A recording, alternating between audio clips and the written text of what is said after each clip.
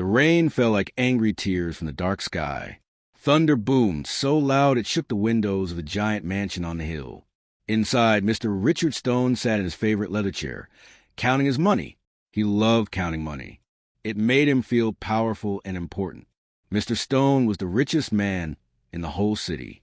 His house had 20 rooms, 5 cars and garage, and a swimming pool shaped like a dollar sign. But Mr. Stone had no friends. He had no family who visited. He had only his money, and that was exactly how he liked it. Ding dong. The doorbell rang through the empty halls. Mr. Stone frowned. Who would come to his door on a night like this? He didn't like visitors. People always wanted something from him. Money, usually. Always money. Ding dong. Ding dong. Go away. Mr. Stone shouted, but the doorbell kept ringing. Finally, Mr. Stone stood up from his chair. His knees cracked. He was getting old, though he hated to admit it. He walked slowly to the front door, his expensive shoes clicking on the marble floor. Through the peephole, he saw something that surprised him. A small boy stood outside in the pouring rain. The boy couldn't have been more than 8 years old. His clothes were torn and wet. His hair stuck to his face. He was shivering like a leaf in the wind. What do you want? Mr. Stone called through the door. He didn't open it. Please, sir. The boy's voice was tiny, almost lost in the sound of rain. I need your help. I don't help anyone, Mr. Stone said coldly. Go find a shelter or something. But, sir, please. I have a letter. It's for you. A lady gave it to me before she... The boy's voice broke, like he might cry. Mr. Stone's hand froze on the doorknob. A letter? For him? Nobody sent him letters anymore. Nobody cared enough to write to him. What lady? He demanded. I don't know her name, sir, but she said I must bring this to Richard Stone. She said it was very, very important. She made me promise. Something in the boy's voice made Mr. Stone curious. It had been a long time since anything made him curious. Slowly, he unlocked the door and opened it just a crack. The boy looked up at him with big, hopeful eyes. Water dripped from his nose. His lips were turning blue from the cold. In his small hand, he held a white envelope. The envelope was protected inside a plastic bag, kept safe and dry despite the terrible storm. Give me the letter and go, Mr. Stone said, reaching out his hand. But the boy didn't hand it over. Instead, he looked down at the envelope, then back up at Mr. Stone. His eyes filled with tears. I can't read, sir, the boy whispered.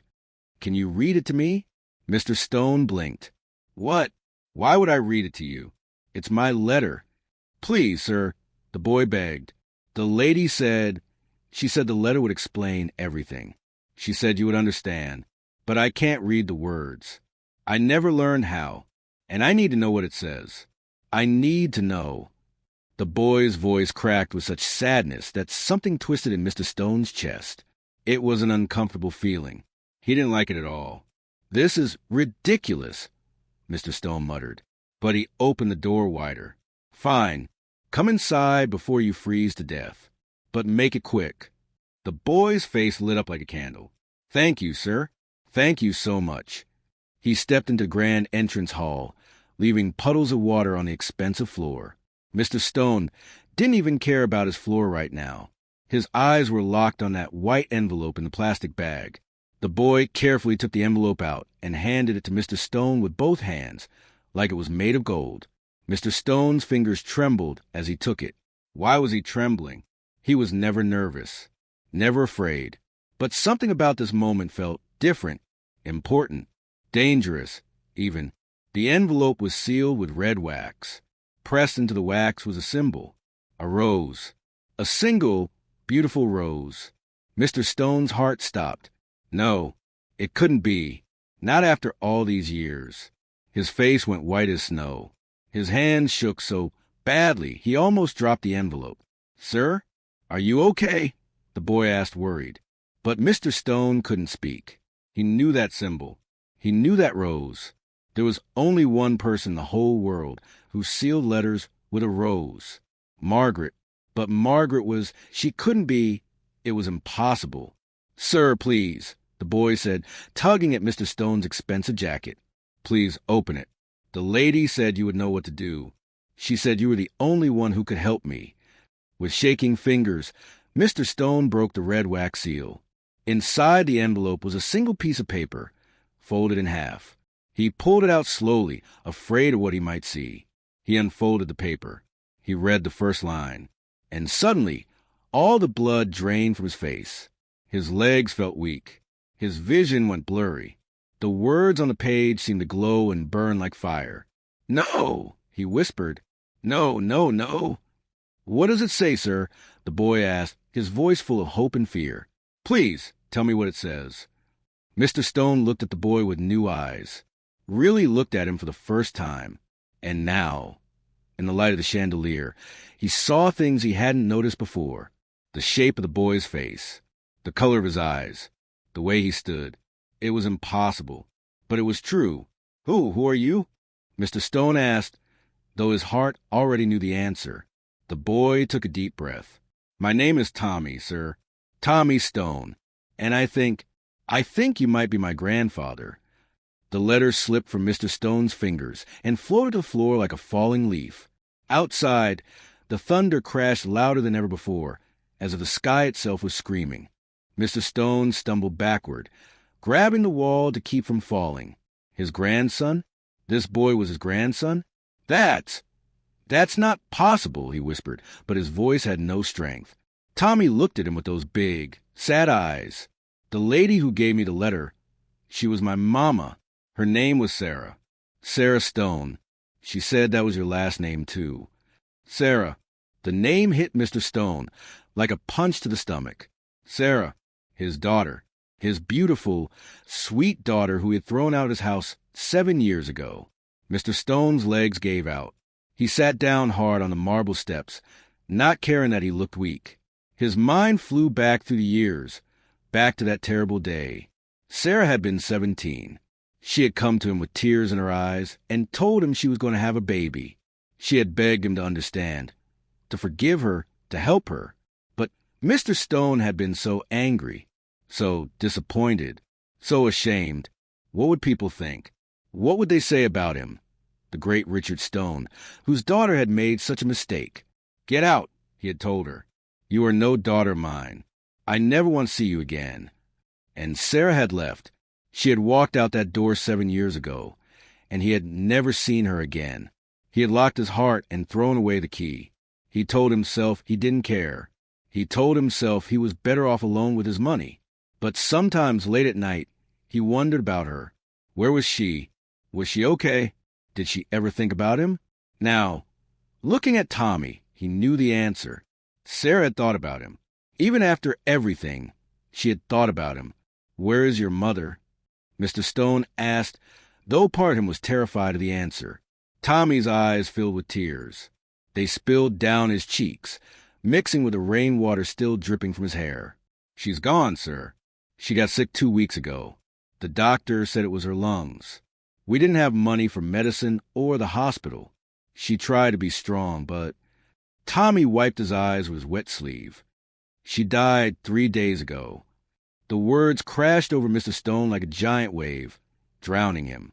Sarah was dead. His daughter was dead. And he had never said sorry.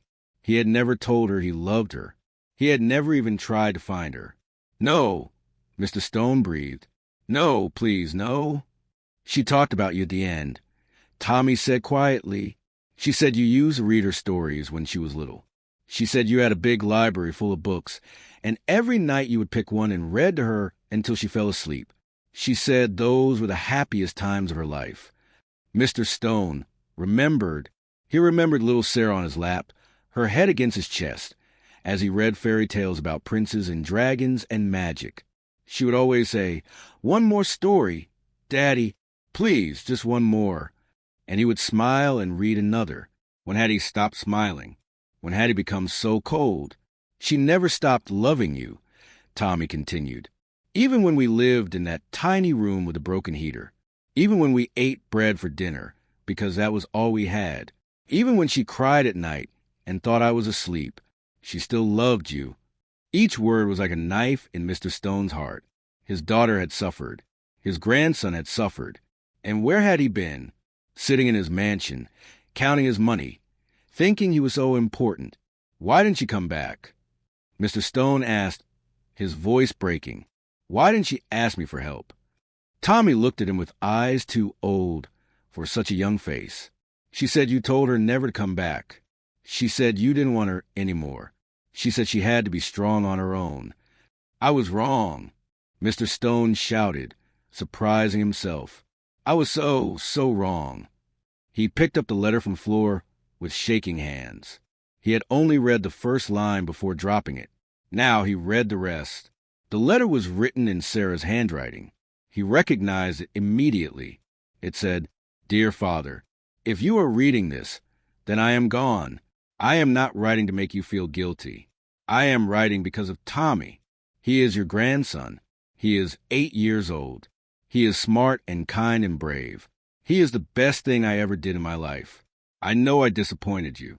I know I made mistakes. But Tommy is not a mistake. He is a gift. And now he is no one. I am asking you to do something for me. Please take care of him.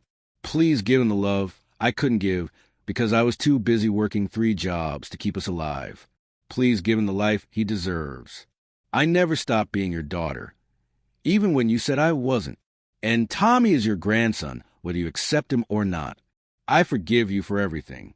I hope one day you can forgive yourself. Please don't let my son grow up alone like I did. Please don't let him think he's not wanted.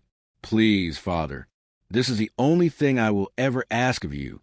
With love, Sarah.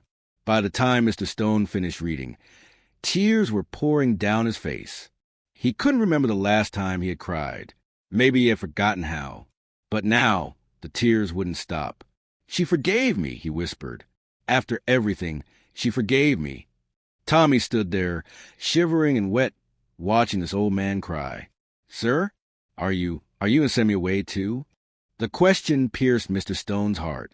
This little boy, who had just lost his mother, who had walked through a storm to deliver a letter he couldn't even read, was afraid of being rejected, just like Sarah had been afraid, just like Sarah had been rejected. Mr. Stone looked at Tommy, really looked at him. This was his grandson, his own blood, the last piece of Sarah he had left in the world. He could send the boy away. He could call social services and let them deal with it. He could go back to his quiet life, his money, his empty house. Or he could finally do something right. But it had been so long since Mr. Stone had cared about anyone. Could he even remember how? What if he failed? What if he hurt Tommy the way he had hurt Sarah? I don't know how to be a grandfather, Mr. Stone said honestly. I wasn't even a good father. Tommy took a small step forward. Mama said it's never too late to start over. She said people can change if they really want to. Your mother was much wiser than me, Mr. Stone said softly. They stood there in the entrance hall, the old millionaire and the young boy, while the storm raged outside. The thunder boomed. The lightning flashed. But inside, something was shifting. Something was breaking apart and beginning to heal. Mr. Stone made his decision. He stood up slowly. He walked over to Tommy. And then, for the first time in 7 long years, he opened his arms. Come here, Tommy, he said gently. Come here, grandson. Tommy hesitated for just a moment. Then he ran forward and buried his face in Mr. Stone's expensive jacket, getting it all wet. His small body shook with sobs. And Mr. Stone held him tight, feeling the boy's heart beating against his own. For the first time in years, Mr. Stone's cold heart felt warm. But the letter wasn't finished. There was something written on the back that Mr. Stone hadn't seen yet. Something that would change everything once more. Mr. Stone held Tommy for a long moment, feeling the boy's tears soak through his shirt. It felt strange to hold someone, to care about someone after so many years alone. But it also felt right. Finally, Tommy pulled back and wiped his eyes. Thank you, sir. Thank you for not sending me away. Call me grandfather, Mr. Stone said softly. Or grandpa, if you prefer. And you're welcome here. This is your home now. Tommy's face brightened a little, like the sun peeking through storm clouds. Really? I can stay? Yes, you can stay. I should have. Mr. Stone stopped. He picked up the letter again. Wait, there's something else written here. He turned the letter over. On the back, in Sarah's handwriting, were more words. But these words were written in shaky letters, like she had been very sick when she wrote them. P.S. Father, there is one more thing you must know. Tommy is special, but he is also in danger. Please keep him safe. There are people looking for him. Bad people. Don't trust anyone who comes asking about him. Protect him the way I couldn't. The key to everything is in the locket I gave him. Please, keep him hidden until his 9th birthday. After that, he'll be safe. I can't explain more. Just trust me. Please. Mr. Stone's blood ran cold. Danger? Bad people? What was Sarah talking about? He looked down at Tommy. Do you know anything about this? About people looking for you? Tommy's eyes went wide with fear. He reached under his wet shirt and pulled out a small silver locket on a chain. Mama gave me this before she died. She said to never take it off. She said it was very important, but she wouldn't tell me why. Mr. Stone took the locket carefully. It was old and scratched, but still beautiful. On the front was an engraving of a rose, the same rose that had been on the wax seal. May I open it? Mr. Stone asked. Tommy nodded. With trembling fingers, Mr. Stone opened the locket. Inside was a tiny piece of paper, folded many times to make it small enough to fit. He unfolded it carefully. It was a birth certificate. Tommy's birth certificate. But something was wrong with it. Very wrong. The name on the certificate wasn't Tommy Stone. It was Thomas Alexander Rothschild. Mr. Stone gasped. Rothschild? The Rothschild family? That was one of the richest, most powerful families in the entire country.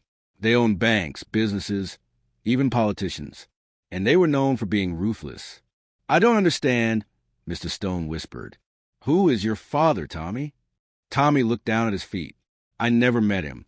Mama said he was a bad man. She said she ran away from him before I was born. She said he would take me away from her if he ever found us. That's why we moved so much. That's why we always hid. Everything suddenly made sense to Mr. Stone. Sarah hadn't just run away because he had kicked her out. She had been running from Tommy's father. She had been protecting her son. Why would she come to me now? Mr. Stone wondered aloud. Why tell me all this? Because she knew she was dying, Tommy said quietly, and she was scared. She said you were the only person strong enough to protect me. She said you were the only person she could trust, even though things were bad between you. Mr. Stone felt his heart break all over again. Sarah had trusted him. After everything, she had still believed in him. But could he protect Tommy? The Rothschild family had money and power. They had lawyers and investigators. If they wanted to find Tommy, they eventually would. Unless Mr. Stone did something very clever. Tommy, he said, kneeling down, looked the boy in the eyes. I need to ask you something important. Do you trust me? Tommy thought about it. He had only met his grandfather an hour ago. This man had rejected his mother. This man had been cold and mean at the door. But Tommy remembered what his mama had said. She had said everyone deserves a second chance. She had said people can change. Yes, Tommy said. I trust you. Mr. Stone smiled. It was the first real smile he had smiled in 7 years. Good. Then here's what we're going to do. Over the next hour, Mr. Stone explained his plan. It was risky. It was complicated. But it just might work. First, they would change Tommy's appearance. A haircut, new clothes, glasses, anything to make him look different from old photos his father might have. Second, Mr. Stone would enroll Tommy in school under a fake name. He would tell people Tommy was his nephew, not his grandson. That would make it harder to trace the connection. Third, and most importantly, Mr. Stone would use his own money and power to protect Tommy. He would hire security. He would hire lawyers. He would do whatever it took. But why? Tommy asked, why would you do all this for me? We just met. Mr. Stone felt tears in his eyes again. Because I failed your mother. I wasn't there when she needed me. I let my pride and anger destroy the best thing in my life. But I won't fail you, Tommy. I won't make the same mistake twice. He took Tommy's small hand in his old, wrinkled one. "And because you're family. You're my grandson, and family protects each other. I forgot that for a long time, but your mother reminded me. Even from beyond, she's still teaching me how to be better." Tommy threw his arms around Mr. Stone's neck. "I love you, Grandpa." Those words hit Mr. Stone like lightning. No one had said, "I love you" to him in 7 years. He had forgotten how powerful those words were, how healing they could be. "I love you too, Tommy," he whispered back. "I love you too." The storm outside was finally ending. The rain became softer. The thunder grew quiet. Through the window, Mr. Stone could see the first tiny bit of dawn light breaking through the clouds. A new day was beginning. Tommy yawned big. He was exhausted from his long journey, from his grief, from everything. "Come on," Mr. Stone said gently. "Let's get you cleaned up and into bed. You must be tired." He led Tommy upstairs to one of the guest bedrooms. It was huge, with a big soft bed and clean sheets. Tommy had never slept in such a nice bed before. As Mr. Stone tucked him in, Tommy looked up at him. "Grandpa, will you read me a story? Mama said you used to read stories to her. She said you were the best story reader in the whole world." Mr. Stone's throat felt tight. "I haven't read a story in a very long time. I'm not sure I remember how." "That's okay," Tommy said sleepily. "Mama said it's never too late to start over."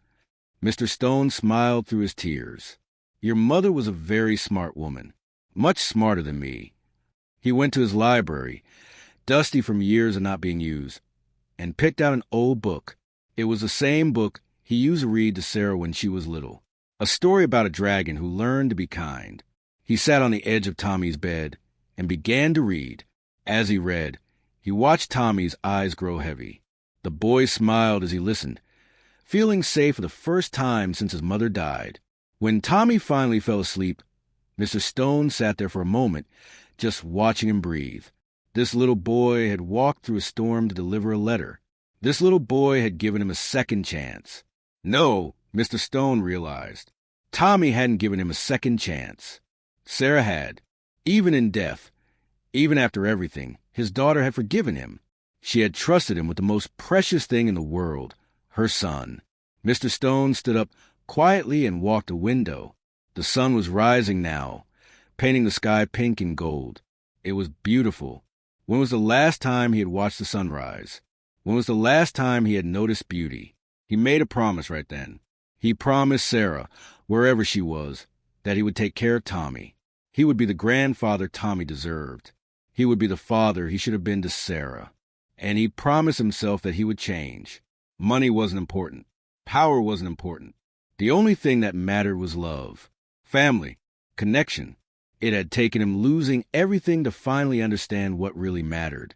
Mr. Stone picked up the letter one last time and read the final line again. "I forgive you for everything. I hope one day you can forgive yourself." "I'll try, Sarah," he whispered to the sunrise. "I promise I'll try." Behind him, Tommy stirred in his sleep and smiled, dreaming of a new life. A life with a grandfather who loved him. A life where he didn't have to be afraid anymore. The storm had ended, and in its place, something beautiful was beginning to grow. Did this story touch your heart? Like, share, and subscribe for more emotional and inspiring stories that will make you believe in second chances. Hit that notification bell so you never miss a tale that could change your perspective on life. Share this with someone who needs to hear that it's never too late to start over.